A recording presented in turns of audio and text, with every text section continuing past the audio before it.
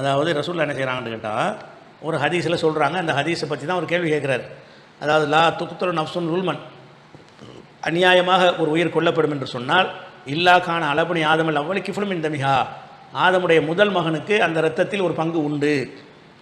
ஏனென்றால் இல்லை அன்னஹு அவ்வளவு மண் சன்னல் கத்தலை, அவள் தான் கொலையை முதல்ல உலகத்துக்கு கற்றுக் கொடுத்தவன் அப்படிங்கிறாங்க.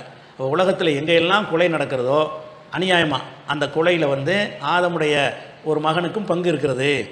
எந்த மகன் தன் சகோதரனை கொலை செஞ்சாரோ அந்த மகனுக்கு என்ன இருக்குது, பங்கு இருக்குன்ட்டாங்க. இதில் வச்சு இந்த சோதனை கேட்குறாருன்னு கேட்டால், ஒருத்தன் செஞ்ச செயலுக்கு தானே அவன் பொறுப்பாளி. இவன் ஆதம் அலைஹிஸ்ஸலாமுடைய மகன் செஞ்சது அந்த கொலைக்கு தானே அவன் பொறுப்பாளி ஆவான். நான் செய்கிற கொலைக்கு எப்படி அவன் பொறுப்பாளி ஆவான்?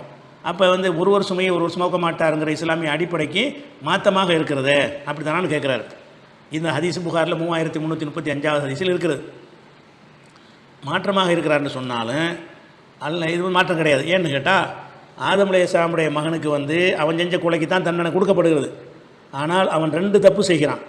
ஒன்று கொலை செய்கிறான், அதுக்கு அவனை தான் தண்டிக்கணும். அந்த வேற ஒரு ஆளுக்காக தண்டிக்கக்கூடாது. அதே நேரத்தில் இன்னொரு தப்பு அவன் செய்கிறான். என்ன தப்புன்னு கேட்டால், கொலைன்னா என்னென்னு அறியாத மக்களுக்கு கொலையை கற்றுக் கொடுத்து கெட்ட வழிகாட்டி கெடுத்தவனாக இருக்கிறான். அப்போ அவன் வழிகட்டதைக்கும் தண்டிக்கணும், வழிகெடுத்ததுக்கும் தண்டிக்கணும்ல. வழிகெடுத்தது அவனுடைய செயல் தானே, வழிகெட்டது அவனுடைய செயல். அடுத்தால் வழிகெடுத்துருக்கிறானே அதுவும் அவனுடைய செயல் தானே. அவன் செய்யட்டு இந்த கொலையை அடுத்தாளுக்கு செஞ்சிருக்க துணி வந்திருக்காத.